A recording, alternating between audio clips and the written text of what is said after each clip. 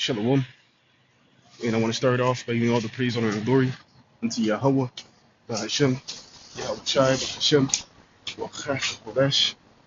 Double honors to my teachers, the head apostles and elders, the great millstone, and salutations to you, Akim, that's out there listening, pushing forth this word with truth and sincerity, and your few Akhbat as well, that's listening with sincerity. I'm the brother Machaya from the Camp JMS Montreal, coming back with another lesson. And the Lord is shortening the days, man. Okay? Time is flying. You know, it seems like it was like just yesterday that, the C-19, just happened. But really, when you actually take into account, it's been almost 5 years. It's 5 years ago this thing took place. You know, I was pondering up on the other damn. Time is really flying, man. You know, like the new year just came like, I'm saying it seemed like it was just yesterday. Like it was the new year. Now we're already midway through the year. We're already in June. And then a few more weeks is July, man. So that's all according to prophecy, man. That's the Lord hastening the days, man, like He said He would. Okay, so let's get this in the book of Matthew 24 and uh,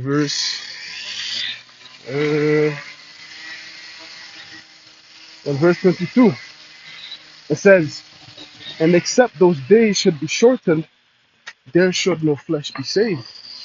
But for the elect's sake, those days shall be shortened." You see, the Lord then shortened the days, the Lord then hastened the times, no flesh will be saved, as well. Currently the wicked is ruling, and he is destroying the people. Okay? Like it says in the book of Sirach.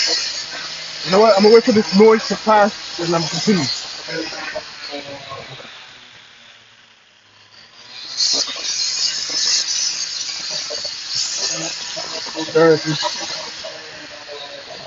I'm doing a walk and talk.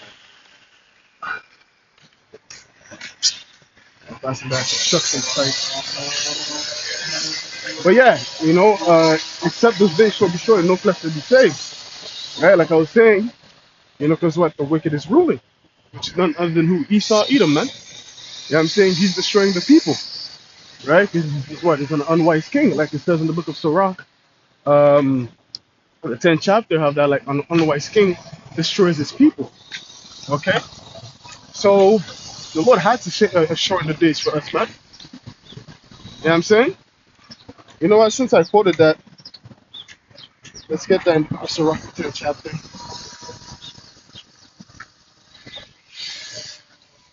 Okay. Ecclesiasticus 10 and verse 3. It says, "An unwise king destroyed his people, but through the prudence of them which are in authority, the city shall be inhabited." Okay, and Esau is indeed an unwise king. Okay, because the wisdom that he has is not wisdom. Because what? Like it says, the knowledge of wickedness is not wisdom. In the book of Wisdom of Solomon, that's the knowledge that Esau has acquired.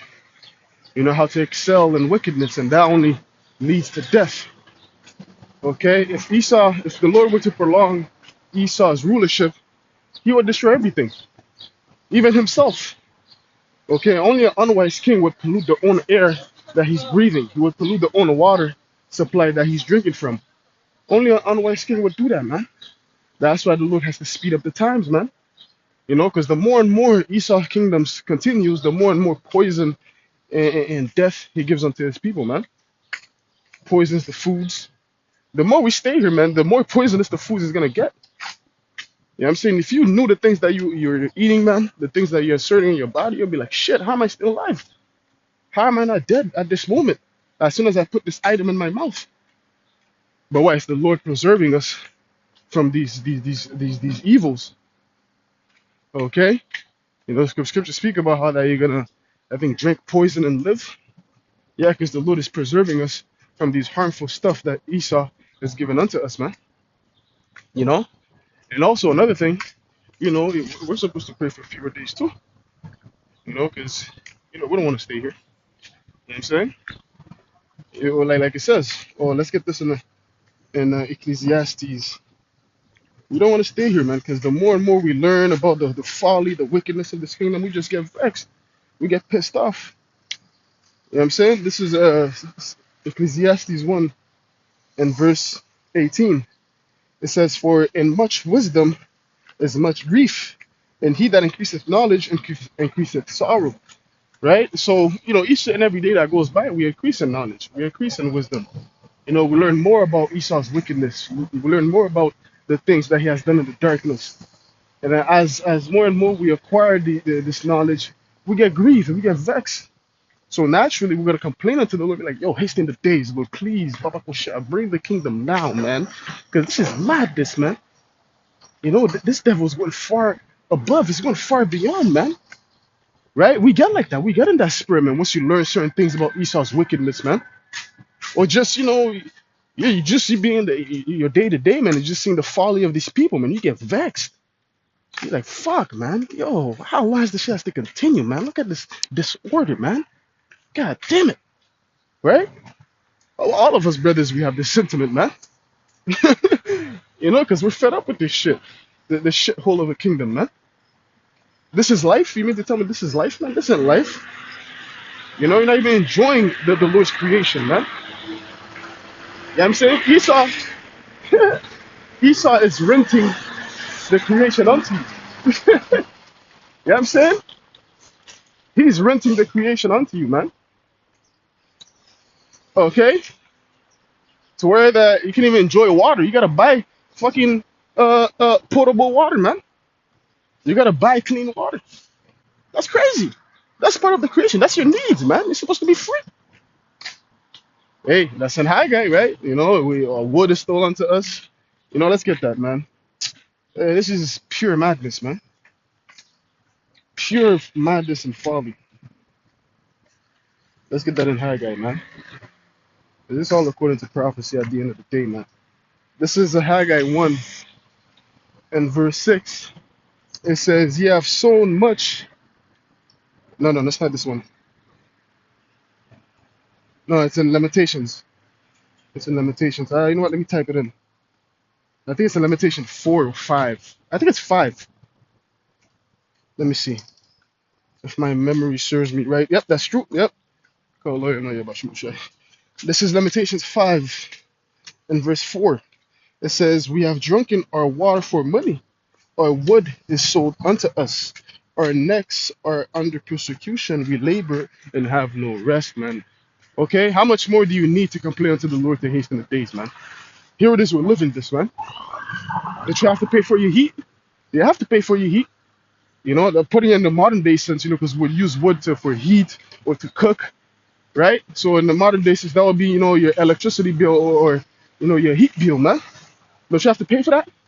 Don't you have to pay for water to take a shower? You know what I'm saying? Your water bill? Yeah, man. Are not Jake's necks under persecution?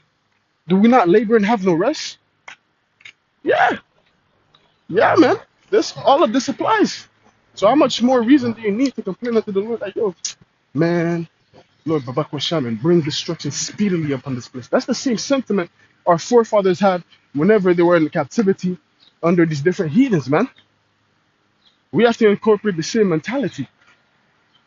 Okay, you're not supposed to be happy in this place. You're not supposed to be happy, man.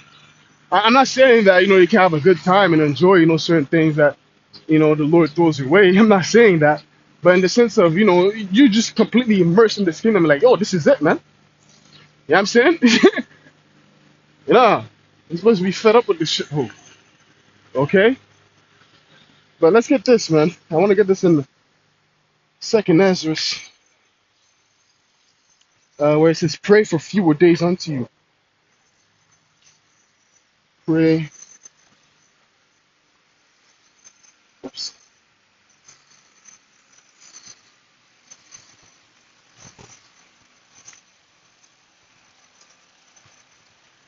Yeah, this is second Ezra 2 and verse 13. And it reads, "Go, and ye shall receive. Pray for few days unto you, that they may be shortened.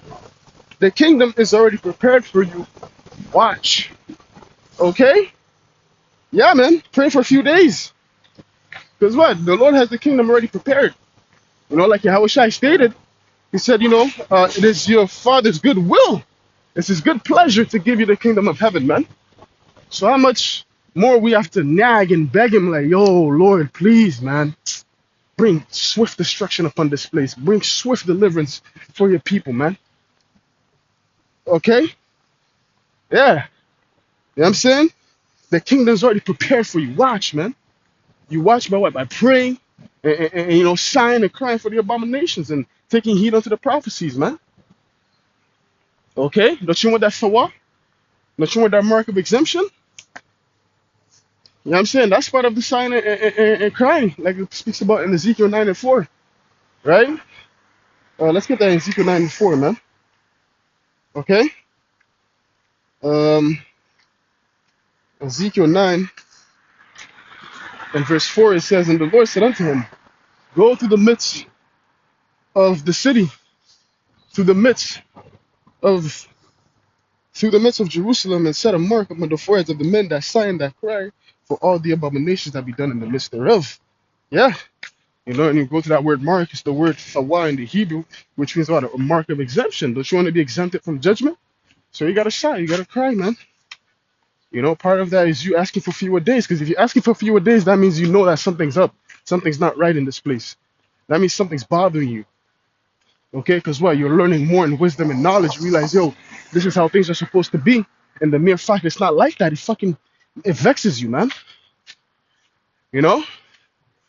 It's like people that have OCD, right? You know, when they know that, you know, let's say, you know, they set certain things in a particular order, you know, they fold their clothes a particular way, or you know, they placed, I don't know, uh you know, I don't know, they fold their clothes a particular way, and if someone comes and messes up that whole organization that they made, they will get vexed. They're like, yo, what the fuck? Why is my shit out of place? Right? You know, they get vexed. So in the same sense, that's how we're coming, right? When you learn the order of things, you learn the law of the Lord, you're like, yo, what? The woman is not supposed to have all these rights. You know what I'm saying? The woman is not supposed to compass the authority of the man. What's going on? This is out of order. That vexes you. What? Man is not supposed to be wearing what pertains to a woman. What's going on? This guy's supposed to be stoned, right? That vexes you. You know, that's just, you know, little examples of what we go from our day to day, man, that we experience from our day to day that gets us pissed off, man. You know? Oh, what? You go to the grocery store to buy some shit.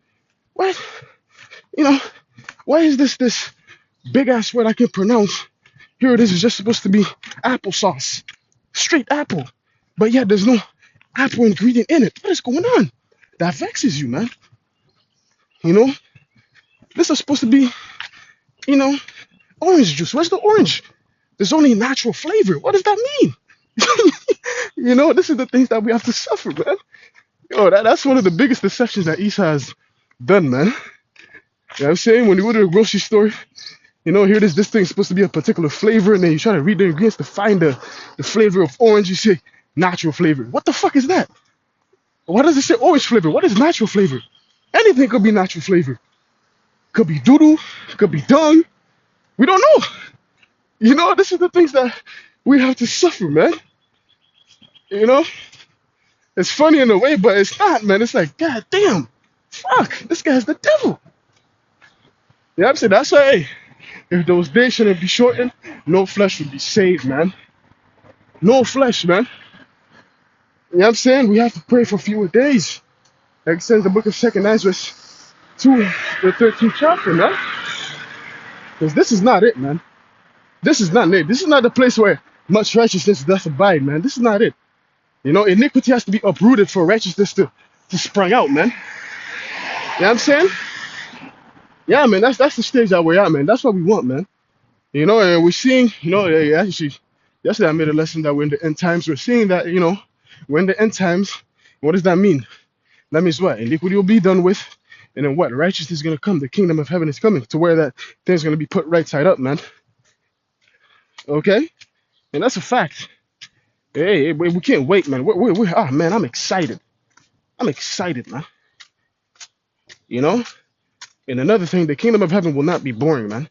You know, because Jake has in their mind, oh, we're just going to be in the kingdom floating around, bored. Because, you know, the only thing that they have, because you can't really compare what the kingdom's gonna be like compared to the shithole, man. You know, the only thing that Jake could compare with is the experience that they have in this world of, you know, different things that they've done in the flesh.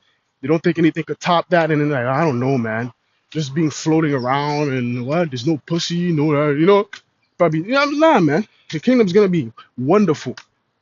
Like it says, at thy right hand there are pleasures forevermore, man. Man, shit. Anyways, man, that's another topic for another time. You know, I'm gonna cut it off there, man.